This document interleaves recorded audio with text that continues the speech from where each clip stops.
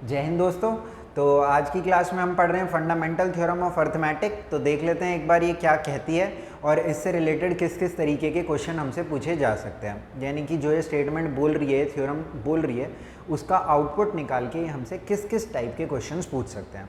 तो fundamental theorem of arithmetic ये बोलती है कि अपने पास अगर कोई भी प्राइम नंबर है, कंपोजिट नंबर है, तो उसको हम as a product of primes लिख सकते हैं, है ना। यानी कि उसको हम उसकी प्राइम फैक्टराइजेशन करके as a product of prime numbers लिख सकते हैं। फॉर एग्जाम्पल 6 को क्या लिख सकता हूँ, 2 × 3 लिख सकता हूँ।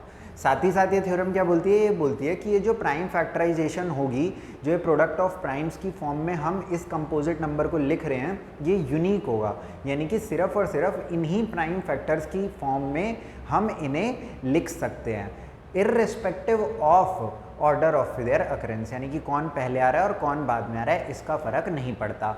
सीधी सीधी भाषा मैं आपको समझाता हूँ, इतनी अंग्रेजी समझने की आपको ज़रूरत नहीं है। फॉर एग्जांपल अपने पास एक कंपोजिट नंबर है 360, ठीक है। अच्छा, प्राइम और कंपोजिट तो आप लोगों को आई होप मालूम होंगे, अगर नहीं मालूम तो मैं बता देता हूँ।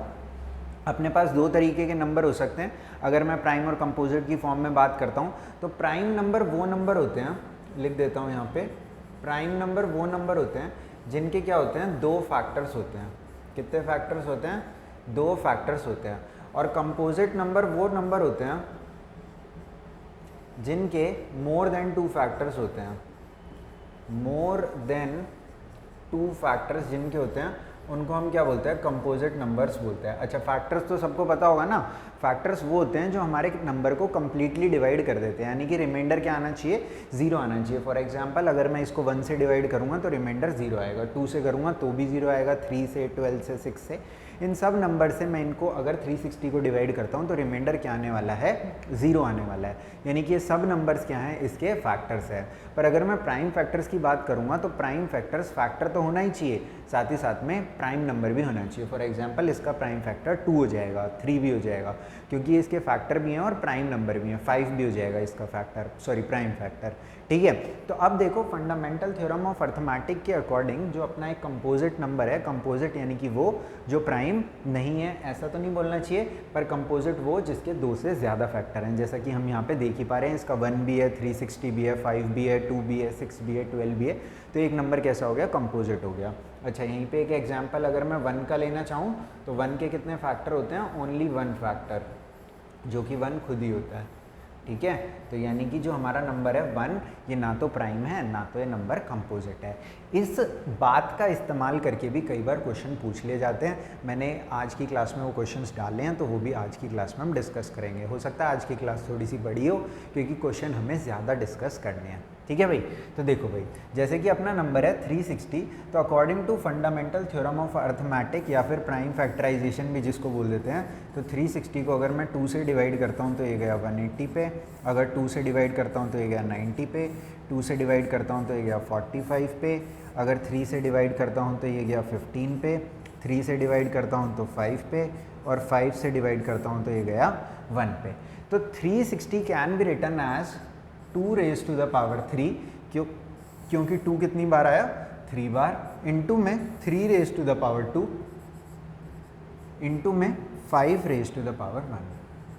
अब ये बोल रहा है कि जब हमने इस 360 को इस फॉर्म में लिखा है, प्राइम प्रोडक्ट ऑफ प्राइम्स की फॉर्म में लिखा है, तो ये जो प्रोडक्ट है ये क्या है, यूनिक है ना। ये क्या है, यूनिक है। बस आप इसके अंदर ज़्यादा से ज़्यादा चेंज क्या कर सकते हो कि आप इनका ऑर्डर चेंज कर सकते हो। इसके अलावा किन्हीं भी नंबर का इस्तेमाल करते हुए, किन्हीं भी प्राइम नंबर का इस्तेमाल करते हुए आप 360 को लिख ही नहीं सकते। बात समझ में आ गई। तो ये हमारी क्या कहती है, फंडामेंटल थ्योरम ऑफ अर्थमेटिक कहती है। अब इस फंडामेंटल थ्योरम ऑफ अर्थमेटिक का इस्तेमाल करके काफ़ी सारे सवाल वो हमसे पूछ सकते हैं। फॉर एग्जाम्पल वो हमसे पूछ सकते हैं कि जब हम 360 की प्राइम फैक्टराइजेशन करेंगे तो एक्सपोनेंट्स का सम क्या आएगा, एक्सपोनेंट्स का सम क्या आएगा। फॉर एग्जाम्पल यहाँ के केस में क्या आ जाएगा, 6 आ जाएगा, यानी कि जो पावर्स हैं उनका सम क्या आ रहा है, 6 आ रहा है। फॉर एग्जाम्पल वो हमसे ये पूछ सकते हैं कि कोई एक नंबर है जिसकी प्राइम फैक्टराइजेशन है, सपोज 2 की पावर 7, 3 की पावर 2, 5 की पावर 4, इंटू में 7 की पावर 11। इस नंबर के एंड में कितने ज़ीरो आने वाले हैं। तो ज़ीरो कैसे आते हैं, किसी भी नंबर के एंड में ज़ीरो कैसे आते हैं। अगर वहाँ पर वो नंबर 10 से मल्टीप्लाई हो जाए, सपोज कोई एक नंबर है 36, इसके एंड में तो 0 नहीं आ रहा, पर अगर मैं इस नंबर को 10 से मल्टीप्लाई कर दूँ तो इसके एंड में 0 आ जाएगा। और किसी भी नंबर को 10 से मल्टीप्लाई करने का अर्थ क्या है, अगर मैं 36 को 10 से मल्टीप्लाई कर रहा हूँ तो इसका मतलब ये है कि मैं 36 को एक 2 और एक 5 से मल्टीप्लाई कर रहा हूँ। यानी कि जितने 2 और 5 के पेयर में बना सकता हूँ उतने मैं एंड में उस नंबर के 0 डाल सकता हूँ। फॉर एग्जाम्पल यहाँ पे अपने पास 2 कितने हैं, 2 की पावर 7, यानी कि 7 अपने पास 2 हैं, और 5 कितने हैं, 5 की पावर 4, यानी कि 5 कितने अपने पास 4 है।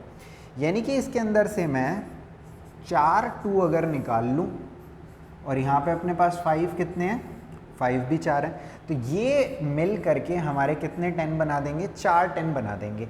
4 2 हैं और 4 अपने पास 5 हैं, दोनों मिलके 4 10 बना देंगे। तो इस नंबर के आखिरी में कितने 0 लग जाएंगे, 10 0 लग जाएंगे। अगर फिर भी आपको याद करने का शौक चढ़ा है तो 2 की पावर समथिंग है, 5 की पावर समथिंग है, जिसकी भी पावर क्या है, लोअर है, उतने ही हमारे पास क्या बन जाते हैं, उस नंबर के एंड में 0 बन जाते हैं। मीनिंग आपको बता दिया और अच्छे से मैंने एक्सप्लेन कर भी दिया है, पर ये इसकी मेजर एक्सप्लिकेशन है नहीं। इसकी मेजर एप्लीकेशन है फंडामेंटल थ्योरम ऑफ अर्थमेटिक की एलसीएम और एचसीएफ निकालना। तो सबसे पहले एलसीएम और एचसीएफ का मतलब समझते हैं और फिर ये समझ लेते हैं कि फंडामेंटल थ्योरम ऑफ अर्थमेटिक यानी कि प्राइम फैक्टराइजेशन की मदद से, यानी कि किसी भी कंपोजिट नंबर को उसके प्राइम्स की फॉर्म में लिख करके कैसे हम उसका एलसीएम और एचसीएफ बड़ी आसानी से निकाल सकते हैं। देखो भाई, तो यहाँ पर ये ऐसे बोलते हैं, क्या बोलते हैं कि अगर अपने को किन्हीं भी दो नंबर का एलसीएम निकालना है, ठीक है, एलसीएम निकालना है, ठीक है, या फिर किन्हीं भी दो नंबर का, सपोज पहले एचसीएफ देख लेते हैं, एचसीएफ निकालना है या हमें निकालना है एलसीएम। तो यहाँ पे दो नंबर मैं एग्जाम्पल के तौर पे ले लेता हूँ। फॉर एग्जाम्पल एक नंबर है हमारे पास ए और मैं थोड़ा सा बड़ा नंबर ले रहा हूँ और इसकी प्राइम फैक्टराइजेशन पहले से ही करके लिख रहा हूँ ताकि आपको मीनिंग समझ में आए कि काम आपको करना क्या है। ठीक है भाई, तो देखो यहाँ पे जैसे सपोज एक नंबर है अपने पास 2 की पावर 5, 3 की पावर 7, 7 की पावर 2 इंटू में 13 की पावर 5, और दूसरा नंबर है अपने पास b जो कि है 2 की पावर 4 इंटू में 3 की पावर 10, 5 की पावर 1, 7 की पावर 3 एंड 11 की पावर 2। ठीक है भाई, तो यहाँ पर जो हमारा HCF है, HCF का मतलब क्या है, हाईएस्ट कॉमन फैक्टर, यानी कि सबसे बड़ा वो नंबर जो दोनों गिवन नंबर्स को डिवाइड कर दे। अगर कोई नंबर ऐसा है जो इसको भी डिवाइड कर रहा है और इसको भी डिवाइड कर रहा है, यानी कि वो इसमें भी प्रेजेंट होना चाहिए और वो इसमें भी प्रेजेंट होना चाहिए, है ना। तो HCF का मतलब सबसे बड़ा वो नंबर जो दोनों को डिवाइड कर दे। आपको लिखना है यहाँ पर किस तरीके से है, जैसे सपोज इन दोनों का आपको क्या निकालना है, HCF निकालना है, तो आपको इसको किस तरीके से लिखना है, कॉमन की क्या लिखना है, कॉमन की लीस्ट पावर्स का मल्टीपल। बात समझ में आ गई, product of least powers of multiple, common की लीस्ट पावर्स का मल्टीपल या फिर प्रोडक्ट लिख देते हैं। क्या लिख देते हैं, प्रोडक्ट। कहने का मतलब ये है कि सबसे पहले आपको क्या स्पॉट करना है कि कौन से नंबर ऐसे हैं जो कि दोनों में कॉमन है। तो देखो 2 इसमें भी है, 2 इसमें भी है, तो मैंने यहाँ पे क्या लिख लिया, 2। फिर आपको ये देखना है कि लीस्ट पावर किस में है, 5 में या 4 में, तो 4 में, तो यहाँ क्या लिख लिया, 2 की पावर 4 इंटू में। फिर देखो 3 भी कॉमन है तो 3 भी कॉमन आ गया, तो 3 की लीस्ट पावर क्या है, 7 या 10, तो यहाँ पे से क्या देख ली हमने, 7 देख ली। फिर इसके बाद 7 दोनों में कॉमन है तो 7 की लीस्ट पावर क्या है, 2 है। यहाँ पर 3 लीस्ट नहीं है, बड़ी है। फिर 5 कॉमन नहीं है, ना 11 कॉमन है, ना 13 कॉमन है। तो ये जो नंबर आ जाएगा यहाँ पर, ये हमारा क्या हो जाएगा, HCF हो जाएगा किसका, A एंड B का। तो कॉमन की लीस्ट पावर्स का प्रोडक्ट हमारा क्या हो जाएगा, HCF हो जाएगा। अगर सीधी भाषा में इसी तरीके से मैं LCM की भी बात करूँ तो LCM का मतलब क्या है, लीस्ट कॉमन मल्टीपल, यानी कि सबसे छोटा वो नंबर जो दोनों गिवन नंबर्स की टेबल में आता हो, है ना। तो जैसे कि मैं अगर 18 और 27 की बात अगेन करूं तो 18 की टेबल में भी 54 आता है और 27 की टेबल में भी 54 आता है। तो सबसे छोटा वो नंबर जो 18 और 27 दोनों की टेबल में आता हो उसको हम क्या बोलेंगे, लीस्ट कॉमन मल्टीपल बोलेंगे। हाईएस्ट कॉमन फैक्टर सबसे बड़ा वो नंबर जो कि दोनों गिवन नंबर्स को डिवाइड कर देता हो। बात समझ में आ गई भाई? तो अगर मेरे को एलसीएम निकालना है तो ये क्या लिखेंगे हम, सब की हाईएस्ट पावर का मल्टीपल का प्रोडक्ट लिख देता हूं। ठीक है, तो अगर मैं यहां पे देखूं तो आपको सिर्फ ये देखना है कि इधर कौन कौन से नंबर लिखे हैं और उनकी हाईएस्ट पावर क्या क्या है। फॉर एग्जाम्पल 2 लिखा दिखा, 2 की हाईएस्ट पावर 5, फिर 3 लिखा दिखा, 3 की हाईएस्ट पावर 10, फिर 5 लिखा दिखा, 5 की हाईएस्ट पावर 1। आप कहोगे सर 5 दोनों में नहीं है, कोई टेंशन नहीं है। मैंने क्या कहा है कि इस बक्से में जो भी नंबर लिखा है दिख रहा है आपको, उसकी जो भी हाईएस्ट पावर है वो यहाँ पे आपने लिख देनी है। फिर 7 लिखा दिखा, 7 की हाईएस्ट पावर 3, फिर 13 लिखा दिखा, 13 की हाईएस्ट पावर 5, और फिर 11 लिखा दिखा, 11 की हाईएस्ट पावर 2। तो ये हमारा वो नंबर हो जाएगा जो कि दोनों given numbers A and B की टेबल में आता रहेगा। बात समझ में आ गई? अगर यहीं पे से आप एक छोटा सा काम करो, आप क्या काम करो, आप ए एंड बी को मल्टीप्लाई करो और जो यहाँ से हमने एलसीएम और एचसीएफ आया है इसको भी मल्टीप्लाई करके देखें। चलो देख ही लेते हैं क्या दिक्कत है। अगर मैं ए एंड बी को मल्टीप्लाई करूँ तो आप देख सकते हो, इन दोनों को मल्टीप्लाई करूँगा 2 की पावर 9 हो जाएगा, इन दोनों को मल्टीप्लाई करूँगा 3 की पावर 17 हो जाएगा, फिर 5 की पावर तो 1 ही रहेगा, 7 की पावर क्या हो जाएगा, 5 हो जाएगा। क्योंकि जब हम बेस सेम रहते हैं और नंबर्स को मल्टीप्लाई करते हैं तो पावर्स क्या हो जाती हैं, ऐड हो जाती है ना। जैसे सपोज 2 की पावर 3 है, इंटू में 2 की पावर 5 है, तो आप कहोगे सर ये 2 की पावर 8 हो जाएगा, है ना। तो वही काम मैंने यहाँ पे भी किया। 2 की पावर 5 और 2 की पावर 4 को जब मल्टीप्लाई कर रहा हूँ तो 2 की पावर 9 एक साथ लिख दिया। इसी तरीके से 11 की पावर 2 और 13 की पावर क्या हो जाएगा, 5 हो जाएगा। अगर मैं एलसीएम और एचसीएफ की वैल्यूज़ को मल्टीप्लाई करके देखता हूँ तो यहाँ पर देखो क्या आ रहा है, 2 की पावर 9, 3 की पावर 17, देन 5 की पावर 1, देन 7 की पावर 5, देन 13 की पावर 5 एंड 11 की पावर 2। ये जो दोनों वैल्यूज़ मैंने येलो कलर से यहाँ पर लिखी हैं, अगर आप इन्हें कंपेयर करो तो आप देखोगे दोनों वैल्यूज़ सेम है। पर इधर मैंने नंबर्स को मल्टीप्लाई करा था और इधर मैंने किसको मल्टीप्लाई करके लिखा है, एलसीएम और एचसीएफ को। तो यहाँ से एक इम्पॉर्टेंट रिजल्ट हम ये निकाल सकते हैं कि जो हमारा प्रोडक्ट ऑफ नंबर्स है वो हमेशा एलसीएम इंटू में एचसीएफ के बराबर रहेगा। और ये सीबीएसई वालों का फेवरेट क्वेश्चन है। ऐसा आज तक हुआ नहीं है कि उन्होंने इस रिजल्ट से क्वेश्चन ना पूछा हो। अभी हम ट्राई भी करेंगे कुछ क्वेश्चंस जो हम इसी रिजल्ट से निकालने की कोशिश करेंगे। कहोगे सर इस रिजल्ट में ऐसा क्या है? भाई देखो ऐसा कुछ नहीं है, अपने पास यहाँ पर टोटल 4 वेरिएबल हैं, तो हमेशा वो क्या करेंगे, किन्हीं भी 3 की वैल्यू दे देंगे। जैसे सपोज नंबर दे दिए दोनों, एक एलसीएम दे दिया, एचसीएफ पूछ लिया, या सपोज एलसीएम एचसीएफ दे दिया, एक नंबर दे दिया, दूसरा नंबर हमसे पूछ लिया। तो इनमें से 3 की वैल्यू दे दी जाएगी और चौथे की वैल्यू आपसे पूछ ली जाएगी। एक इम्पॉर्टेंट और रिजल्ट अगर आप यहाँ से याद रखना चाहो तो ये रख सकते हो कि जो हमारा एचसीएफ आएगा वो हमेशा हमारा एलसीएम से क्या रहेगा, छोटा रहेगा। वो हमेशा हमारा एलसीएम से छोटा रहेगा। तो HCF is always less than equal to LCM. अभी इक्वालिटी कब है, जब आपने जो नंबर सेलेक्ट करे हैं वो दोनों नंबर्स क्या हों, इक्वल हों। अगर तो वो दोनों नंबर इक्वल हैं तो उनका HCF भी नंबर के बराबर ही रहेगा, LCM भी नंबर के बराबर ही रहेगा। ठीक है और HCF और LCM भी आपस में बराबर हो जाएंगे। ठीक है, तो ये 2 इंपॉर्टेंट रिजल्ट आप यहाँ से याद रख सकते हो। ठीक है, आई होप आपको सारी बातें समझ में आ गई होंगी। अब सीधा सीधा हम क्वेश्चंस पे चलेंगे भाई। ठीक है, काफ़ी सारे क्वेश्चंस लेकर के आया हूँ मैं, तो कुछ क्वेश्चंस आप ट्राई करना, कुछ क्वेश्चंस मैं ट्राई करूँगा।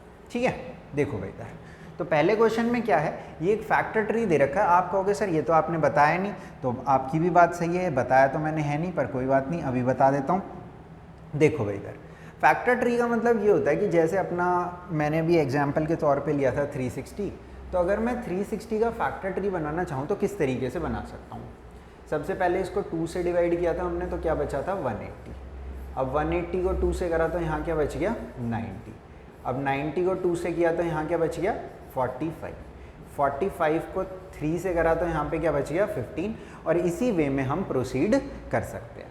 आई होप आपको बातें समझ में आ गई होंगी। अब इस फैक्टर ट्री को हम फिल कर सकते हैं। तो देखो यहाँ पर अगर मैं देखूँ तो इधर क्या रहेगा, अगर जैसे कि देखो मैं 45 कैसे आया, तो 3 इंटू में 15 को मल्टीप्लाई करके 45 आ गया। 2 इंटू 45 को मल्टीप्लाई करके क्या आ जाता है 90 आ जाता है। तो यहाँ पे भी 2 इंटू में 5 को मल्टीप्लाई करके क्या आ जाएगा 10। 2 इंटू में 10 को मल्टीप्लाई करके क्या आ जाएगा 20। 20 इंटू में 2 को मल्टीप्लाई करके क्या आ जाएगा 40।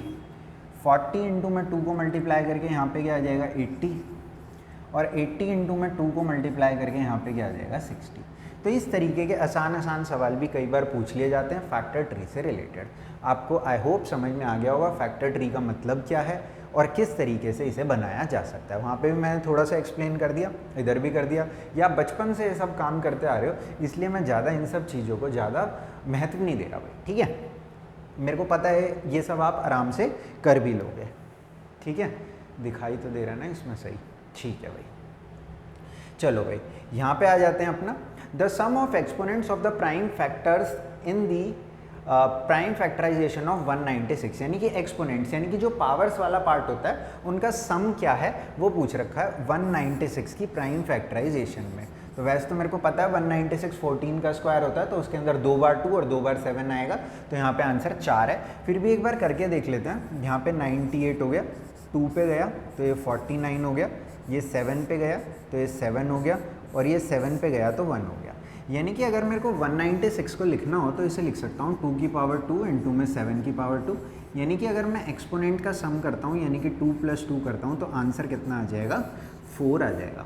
आई होप आप सारे बच्चों को इसका मतलब समझ में आ गया होगा। क्लियर है?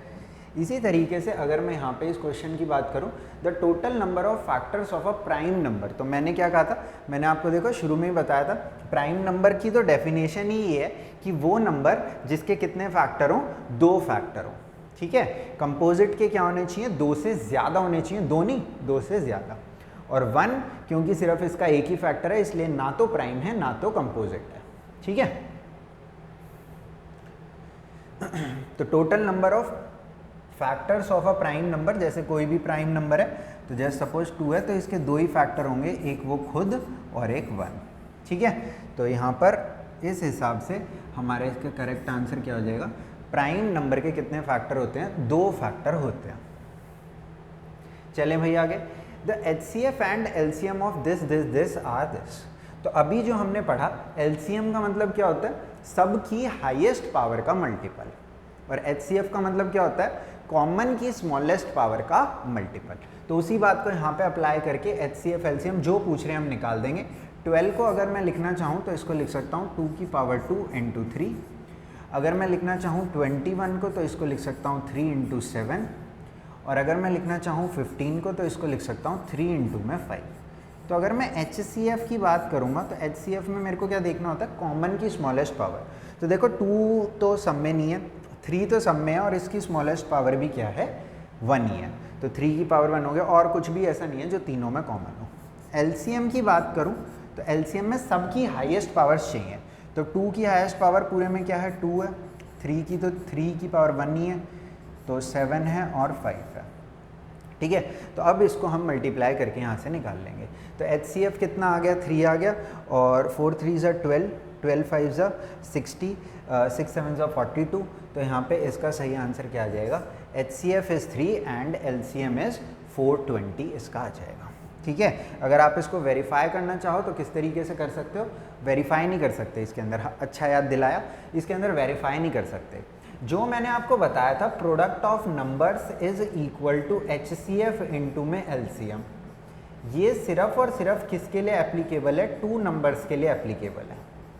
अगर हम 3 नंबर्स की बात करेंगे और उनका LCM और HCF निकालेंगे तो कभी भी ऐसा मत लिख देना A इंटू में B इंटू में C is equal to HCF into में LCM, गलती से भी मत लिख देना। बात समझ में आ गई? इस तरीके से आपको एक काम नहीं करना है। इसके अंदर भी एक मतलब कि रिजल्ट होता है, पर ये रिजल्ट नहीं होता, वो सब कुछ अलग होता है भाई, ठीक है। उसके बारे में भी जब सही टाइम आएगा तब हम पढ़ लेंगे।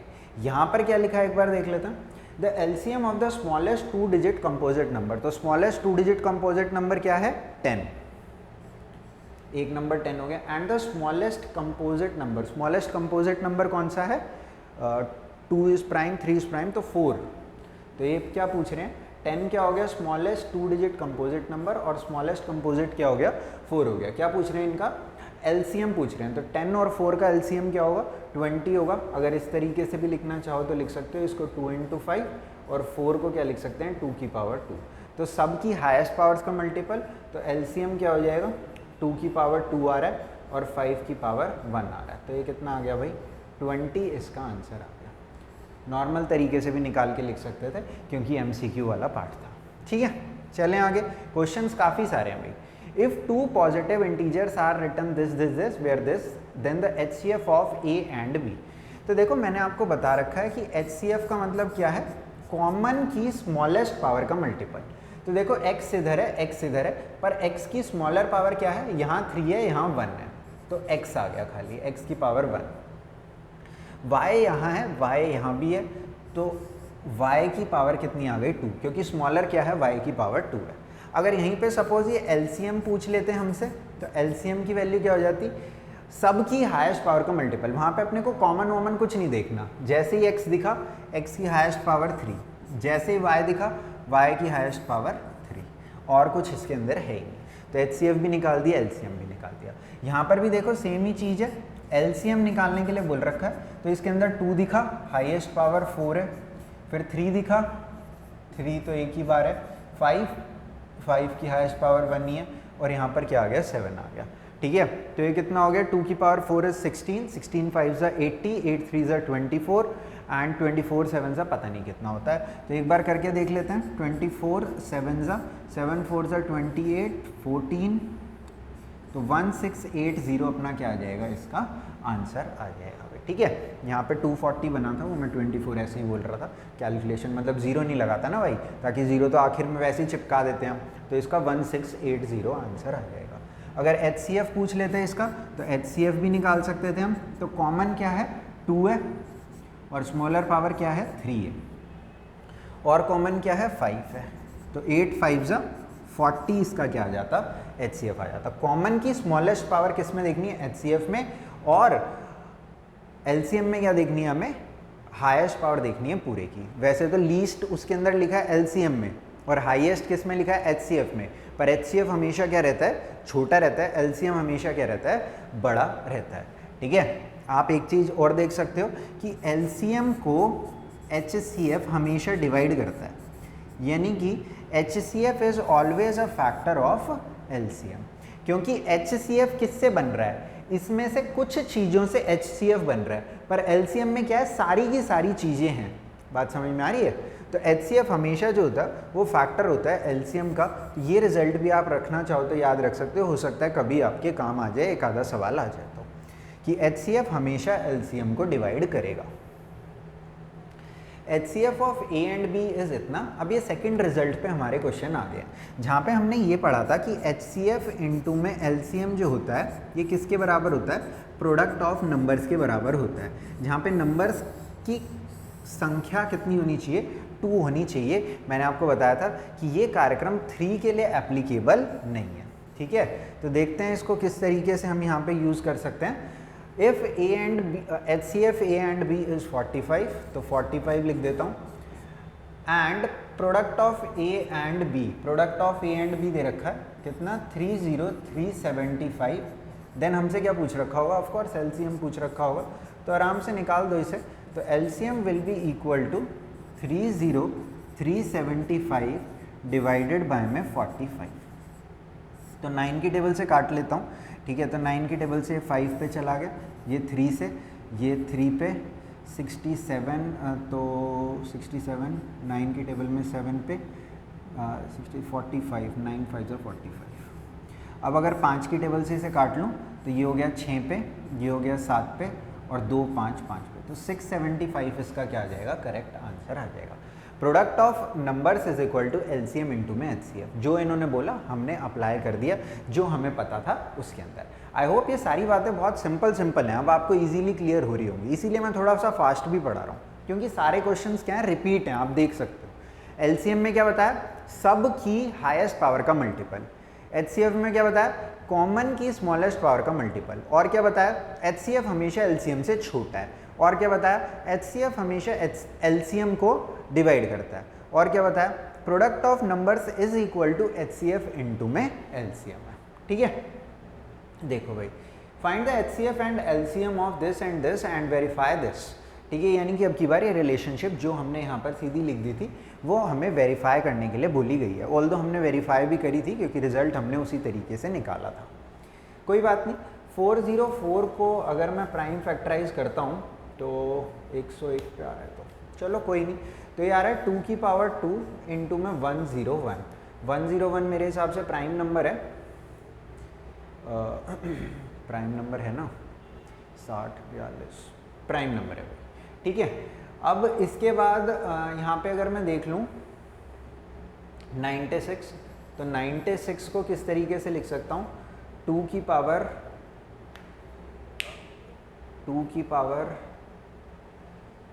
8 कितने जाए, 8 12 जाए 48, 3 से अगर इसको डिवाइड करूँ मैं तो ये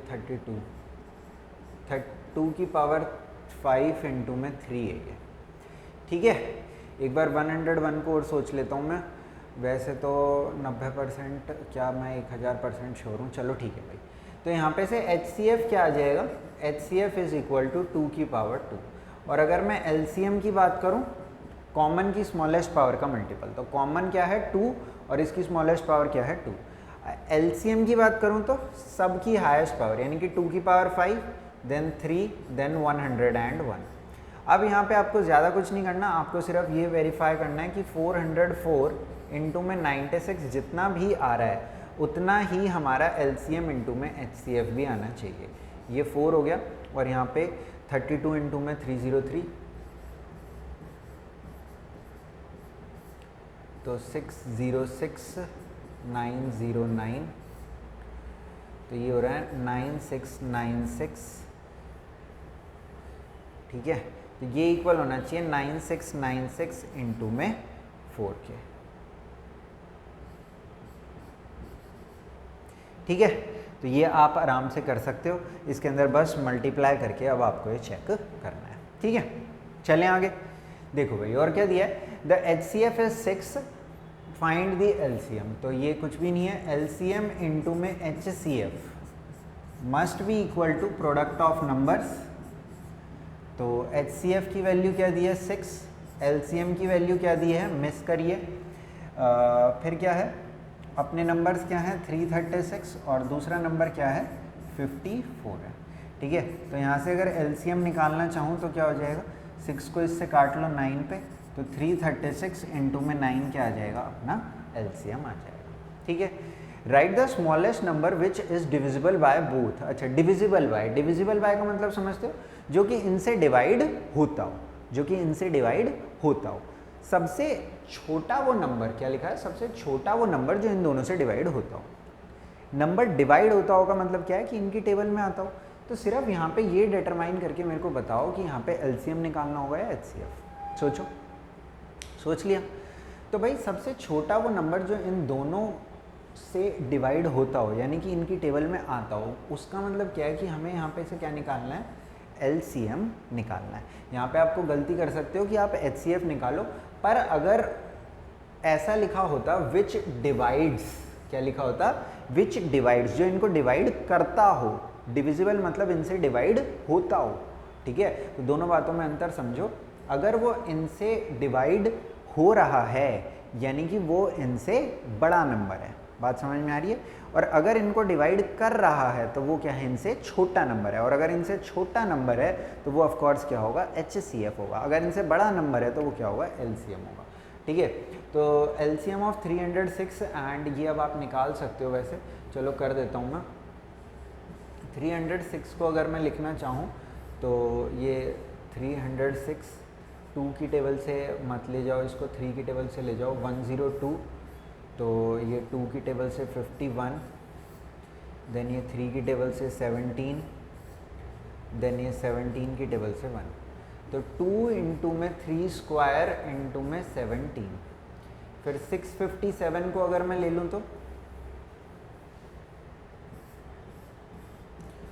657 को 3 1 9 73 प्राइम है भाई, तो 3 स्क्वायर इंटू में 73, ठीक है। तो इस तरीके से इस क्वेश्चन को किया जा सकता है। तो अब यहाँ पे क्या करना है आपने, एलसीएम निकाल देना है इसका। LCM 306,657 will be equal to, तो सबकी हाईएस्ट पावर यानी कि 2 यानी कि 3 स्क्वायर इंटू में 17 इंटू में 73, ठीक है। बात समझ में आ गई। तो इस तरीके से इन क्वेश्चंस को किया जा सकता है। चलें आगे, देखो भाई क्या बोल रहे हैं, can 2 numbers have 18 as their HCF and 380 their LCM. अच्छा जी, ठीक है। तो देखो यहाँ पे वो कॉन्सेप्ट लगा सकते हैं हम क्या, कि अगर हमें एचसीएफ और एलसीएम दे रखा है यानी कि और कुछ बात बता ही नहीं रखी, तो देखो मैंने आपको एक चीज़ बताई थी कि जो एचसीएफ है वो एलसीएम को डिवाइड कर देता है। तो एक बार देख लेते हैं क्या 380 को 18 डिवाइड कर देता है या फिर डिवाइड नहीं कर देता है। तो ये 2 पे गया कितना 36, ये बचा 20, ये 1 पे गया 18, और यहाँ पर हमारे पास क्या आ गया रिमाइंडर, जो कि 0 के इक्वल नहीं है। तो सीधी सी बात है, क्योंकि हमारा HCF जो है वो LCM को डिवाइड नहीं कर पा रहा, पर हमने क्या कहा था कि HCF जो होता है वो फैक्टर होता है किसका, LCM का। तो यहाँ पर हमारा ये क्या नहीं हो सकता, किसी भी 2 नंबर्स में पॉसिबल नहीं हो सकता कि उसका HCF ये हो और LCM 380 हो, ठीक है। समझ में आ गई बात। गिवन दैट, ये तो फिर वही बच्चों वाला, HCF इंटू में LCM is equal to 135 into में 225, LCM इंटू में HCF is equal to product of numbers. 3 पे चला गया तो LCM की वैल्यू कितनी आ गई यहाँ से 675 आ गई। क्लियर है। कभी भी आप वेरीफाई करके देख लो, जो HCF होगा वो हमेशा LCM को डिवाइड करेगा ही करेगा। क्यों करेगा, क्योंकि जो HCF है वो LCM का पार्ट ही है, ठीक है। LCM क्या है, वो नंबर जो दोनों की टेबल में आता हो, है ना, यानी कि मल्टीपल हो उनका। और HCF क्या है, एक छोटा पार्ट है, यानी कि जो हमारा नंबर है उसको डिवाइड करता हो। तो अगर वो हमारे नंबर को ही डिवाइड कर दे रहा है तो भाई उसके मल्टीपल को तो करेगा ही करेगा डिवाइड। बात समझ में आ गई। तो चलो आगे। अरे एक ही पेज पे 3-3। अच्छा, यहाँ पे देखो, इस वाले क्वेश्चन में देखो, इस क्वेश्चन में क्या कह रहे हैं कि ये किस तरीके का नंबर है, प्राइम है, कंपोजिट है। तो मैंने आपको प्राइम कंपोजिट के बारे में एक चीज़ बताई थी। होल नंबर क्यों पूछ रहे हैं, ये होल तो है ही है, ये बी तो है ही है भाई, ठीक है, बी तो ये है ही है, ठीक है। अगर हम प्राइम और कंपोजिट की बात करें तो प्राइम नंबर वो होता है जिसके 2 फैक्टर होते हैं, 2 फैक्टर, ना 2 से कम ना 2 से ज़्यादा। अब अगर मैं यहाँ पे देखूँ तो यहाँ देखो 15 यहाँ पे भी प्रेजेंट है और 15 यहाँ पे भी प्रेजेंट है। तो इसका मतलब ये है कि मैं 15 कॉमन निकाल सकता हूँ। एक टर्म ये है, दूसरी टर्म ये है, तो 15 दोनों में प्रेजेंट है। तो देखो 7 इंटू में 11 इंटू में 13, ये 15 चला गया तो इंटू में 1, और यहाँ पे 15 चला गया तो +1, ठीक है। वापस मल्टीप्लाई कर लो, 15 यहाँ भी आ जाएगा और 1 इंटू में 15 यहाँ भी आ जाएगा। अब अगर मैं इस नंबर के फैक्टर देखूँ तो एक फैक्टर तो 1 हो गया, एक फैक्टर देखो ये 15 दिखने लग रहा है, क्योंकि अगर मैं इस नंबर को 15 से डिवाइड करूँगा तो 15 से 15 कैंसिल हो जाएगा, ठीक है। एक ये पूरा ये वाला नंबर भी इसका फैक्टर दिख रहा है, 7 इंटू में 11 इंटू में 13 +1, और एक ये पूरा का पूरा नंबर इटसेल्फ। वैसे तो 3 नंबर दिखने से ही काम चल गया क्योंकि 2 से ज़्यादा फैक्टर हो गए, पर एक ये पूरा बड़े वाला नंबर भी होगा इटसेल्फ फैक्टर। तो ये हमारा क्या सा है, कंपोजिट नंबर है। तो अगर A एंड B दोनों करेक्ट हैं तो इसका मतलब both A and B are correct, option D is correct here, ठीक है। बोर्ड में पार्शियल मार्किंग नहीं होती भाई, कहीं आप सोचो कि अगर आप कंपोजिट पे मार के आओगे तो आपको हाफ मार्क मिल जाएंगे, या आप सिर्फ होल पे मार के आओगे हाफ मार्क मिल जाएंगे। अगर आपने डी पे टिक लगाया तो आपको पूरे मिलेंगे, वरना आपको 0 नंबर मिलेंगे भाई, ठीक है। देखो भाई क्या पूछ रहे हैं, right the number of zeros. ये क्वेश्चन तो मैंने आपको शुरू में भी बताया था कि यहाँ पर देखो कितने आ रहे हैं, 2 2 हैं और 5 कितने हैं, 3 5 हैं। तो इसमें ये पूछ रखा है कि एंड में कितने ज़ीरो आएंगे। तो एंड में ज़ीरो कब आते हैं, जब हम उस नंबर को 10 से मल्टीप्लाई कर रखा हो तब आते हैं ना। और 10 बनता कैसे है, 2 और 5 से मल्टीप्लाई करके 10 बनता है। यहाँ पे अपने पास कितने 2 हैं, 2 और 5 कितने हैं, 3। तो 2 और 5 की कितनी जोड़ियाँ बनाई जा सकती हैं, 2 2 हैं और 3 कितने हैं, 5 हैं। तो 2 5 ले लो और 2 क्या ले लो, 2 ले लो। तो इन दोनों को मिला के हम क्या कर सकते हैं, 2 0 बना सकते हैं। तो 2 की पावर 2 और 5 की पावर 2 से मिलके अपने पास 100 बन जाएगा। तो आखिरी में कितने ज़ीरो आएंगे, 2 0 आ जाएंगे भाई। इसकी बात समझ में आ गई, क्लियर है। इन क्वेश्चनों में ज़्यादा लिखने का कुछ कार्यक्रम नहीं होता भाई, ठीक है। इसीलिए मैं आपको सॉल्यूशन किस तरीके से निकालना है वो सारी चीज़ें आपको मैं समझाने लग रहा हूँ। अगर आपको ये चाहिए कि मैं प्रॉपर वे ऑफ लिखने के लिए भी आपको बताऊँ तो वो भी बता दूंगा, उसमें कौन सी बड़ी बात है, उसमें भी कोई ज़्यादा बड़ी बात नहीं है। अब देखो भाई यहाँ पे बोल रहे हैं check whether can end with digit 0 for any natural number n, यानी कि 12 की पावर n अगर मैं रेज करता हूँ, जहाँ पर n क्या है, एक नेचुरल नंबर है, यानी कि 12 की पावर 1 2 3 4 5 6 7 8 कुछ भी करता हूँ, तो क्या कभी भी ये नंबर 0 से एंड हो सकता है। देखो भाई 0 से एंड होने के लिए एक छोटी सी बात है। क्या वो छोटी सी बात है कि अगर हमारे नंबर के अंदर 2 प्रेजेंट है और 5 प्रेजेंट है, दोनों नंबर प्रेजेंट हैं, तो वो 0 से एंड हो जाएगा। और अगर इनमें से एक भी नंबर मिसिंग है तो वो 0 से एंड नहीं हो सकता, ठीक है। तो यहाँ पे समझो भाई, चेक वेदर 12 की power n can end with 0 for any natural number n। देखो अगर मैं 12 की पावर n की बात करता हूँ तो इसको मैं लिख सकता हूँ 2 की पावर 2 इंटू में 3 की पावर होल की पावर n, यानी कि 2 की पावर 2n इंटू में 3 की पावर n। अब हम यहाँ पे इंग्लिश में क्या लिख सकते हैं, एज 12 की power n does not contain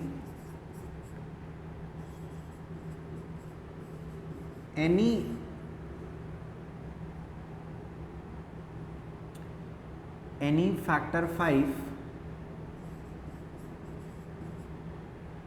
any prime number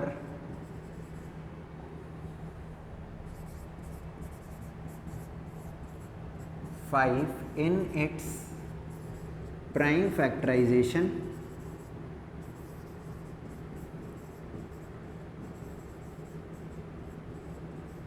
therefore it cannot end with 0। ठीक है भाई, तो कोई भी नंबर ऐसा हो जिसकी प्राइम फैक्टराइजेशन में या तो आपको 2 मिसिंग हो या 5 मिसिंग हो या दोनों ही मिसिंग हो, तो वो कभी भी 0 से एंड नहीं कर पाएगा। आई होप आपको बातें समझ में आ गई होंगी, ठीक है। आगे चलते हैं। अच्छा चलो, आगे कुछ नहीं है, इतना ही था। तो मेरे हिसाब से जो भी मैंने आज की क्लास में पढ़ाया है, इससे बाहर तो कुछ आना नहीं चाहिए। अगर थोड़ा बहुत आता भी है तो कंसेप्ट तो कहीं नहीं जाएंगे भाई, कंसेप्ट यही लगेगा, एलसीएम इनटू में एचसीएफ प्रोडक्ट ऑफ नंबर्स के बराबर ही आपको करना पड़ेगा। कई बार वो किस तरीके से क्वेश्चन दे देते हैं मैं आपको बता देता हूँ। दे देते हैं एलसीएम ऑफ 2 नंबर्स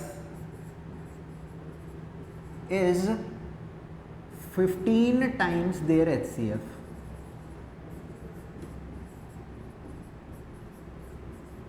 ठीक है, फिर बोल देंगे, एक और स्टेटमेंट दे देंगे कुछ, इफ प्रोडक्ट ऑफ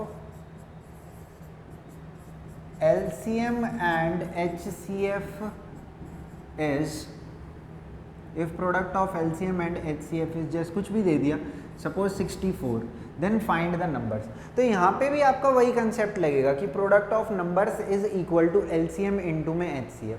बस आपको मल्टीपल इक्वेशन बना करके पहले अब एलसीएम और एचसीएफ की वैल्यू ऑब्टेन करनी पड़ेगी या फिर उनके प्रोडक्ट की वैल्यू ऑब्टेन करनी पड़ेगी। ये क्वेश्चन अभी मैंने वैसे ही अपने मन से बना के थोड़ा बहुत वैसे ही लिखा है, इसके अंदर कुछ मिसिंग है, मेरे को भी मालूम है, ठीक है, पर मैं बोल रहा हूँ कि concept will remain the same, ठीक है। तो नेक्स्ट क्लास में मिल लेते हैं हम, और कुछ आगे इसका कंटिन्यू करते हैं, जैसे कि prove that √3 is irrational, √2 is irrational type के जो क्वेश्चन आ जाते हैं उनको हम देख लेते हैं भाई। ठीक है, आज की क्लास में आने के लिए आपका थैंक यू। नेक्स्ट क्लास में मिलते हैं, बाय।